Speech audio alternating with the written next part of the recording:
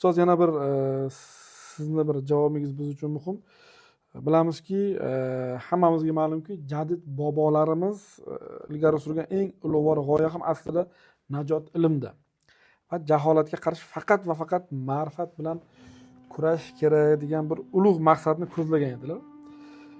Aynan jadidlarimiz ilgari surgan ulug'vor g'oyalarga to'xtalishdan oldin ko'pchilikni o'ylantiradigan bir savolni bermoqchiman. Ya'ni jadid bobolarimiz taqvosi va diniy ilmlari yuqori bo'lganligini bilamiz. Juda ko'p adabiyotlarda keltiradi. Lekin nima uchun o'sha davrda ularga nisbatan turli o'sha noto'g'ri tushunchalar, hatto ularni dindan uzoq bo'lgan degan da'volar, ayblovlar bilan ularga juda katta bir tuhmat toshlarini otishadi, ilmiga nisbatan nohaqliklar qilishadi. Mana shu masalaga sizni ustoz munosabatingizni bilmoqchi. Ya'ni jadidlarimiz diniy nuqtai nazardan ularni ilmi haqida. Aslida jadidchilarimiz ularning hammasi shariat ilmini bilimdonlari bo'lishgan. Shunday. Mahmud Xo'ja Behbudiy bu kishi muftiy bo'lgan. Qolaversa, bolaliklarida to'laligicha Qur'onni yod olgan murattab qori bo'lgan. Munavvar qori. O'z nomlari bilan munavvar qori deyilyapti. Bu kishi ham qori bo'lgan. Hammalari shariat asosida. Umuman shariatdan chiqmagan. Faqat zamonaviylikni diniylik bilan uyg'unlashtirmoqchi bo'lishdi bular. Ulug' bir ma'rifatni g'oya juda katta bir tashabbus bilan chiqishdi. Endi o'sha paytda bid'at, xurofotlar urchigan. Yana aytaman, o'sha o'zimiz bilan o'zimiz ovora bo'lib qolib, hali bir global tafakkur bo'lmagan bir jarayonda o'sha paytdagi fikri qotib qolgan ba'zi bir ahli ilmlar desak ham balkim to'g'ri bo'lar. Mutaassiblashgan ulamolar tarafidan ular tanqid qilishgan. Hattoki tanqidga uchragan. Hattoki ular masalan o'sha Yevropa bir guruh yoshlar Yevropaga, Germaniyaga ham o'qishga yuborilgan. Bu yerda yurgan, qaytib kelganlardan keyin ham ular o'sha Yevropacha kiyinishni ham joriy qilishga harakatlar qilishganda, endi boshlariga kiygan o'sha kiyimlarni, egnilariga kiygan kiyimlarni, hattoki oyoqlariga charmdan etik kiyganlarini to'ng'izni terisidan kiyding deb turib juda haqoratlar qilishgan. Ularni har bir harakatlaridan ayb topishga harakat qilishgan. Sabab shu kunga qadar ularga e'tibor qilib kelgan, ularga ergashib kelgan, ularni fikrini to'g'ri deb bilgan xalq endi bularni yorqin hayotini ko'ryapti. Endi bularni yangicha bir tafakkurini ko'ryapti. Mana shundan qo'rqqan. Ularni, ya'ni xalqning ixlosini, xalqning e'tiborini boshqa tarafga burilib ketayotganligini ko'rgan mutaassib ba'zi bir ahli ilmlar, ulamolar mana shunday xalqni yangi bir darajaga, yangi bir hayot tarziga ko'tarmoqchi bo'lgan zamondoshlarimizga juda katta tanqidlarni yog'dirishgan. Avvalambor o'zimizdan kelib chiqqan. O'sha Hamza Hakimzodaga bo'lgan qarashlar yoki bo'lmasa shu Behbudiyga muftiy bo'la turib bu kishini hattoki kufrda ayblashgan, fitratni hattoki juda katta zug'umlar bo'lgan. Bu o'zimizdan qolaversa nafaqat o'z ichimizdan, ahli ilmlardan, mutaassib ulamolardan, balki eng katta endi yakuniy jabr ularni boshiga kelgan o'sha qatag'on bilan tugagan o'tmish tarix juda ham ayanchli bo'ldi. Taxminan bu harakat shu 30-35 yillik bo'lgan harakat.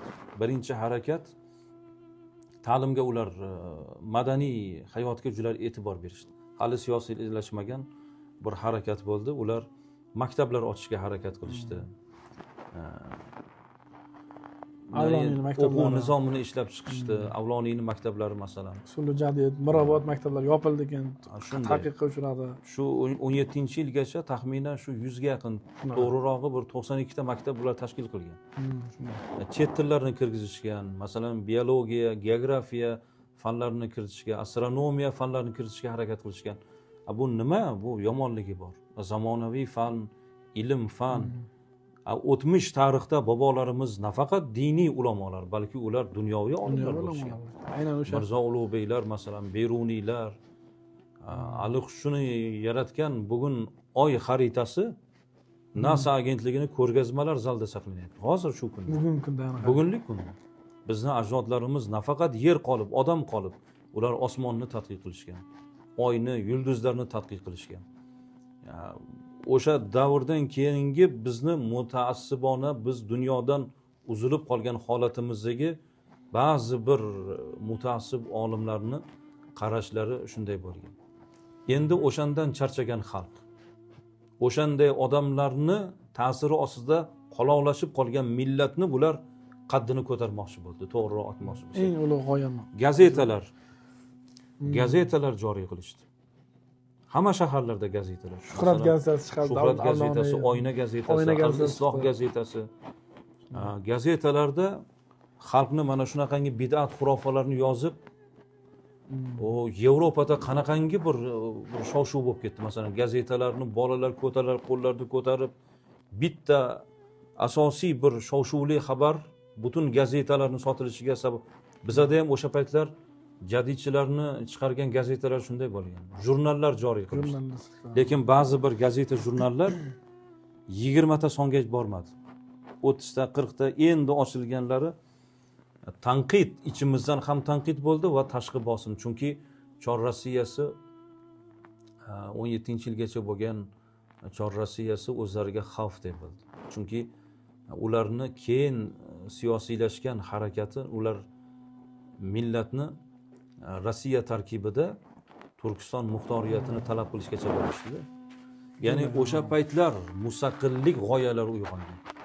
Ularning asosiy maqsadi u gazeta yoki maktablar joriy qilishdan asosiy maqsad, ko'zda tutilgan maqsad yurtni ozod qilish.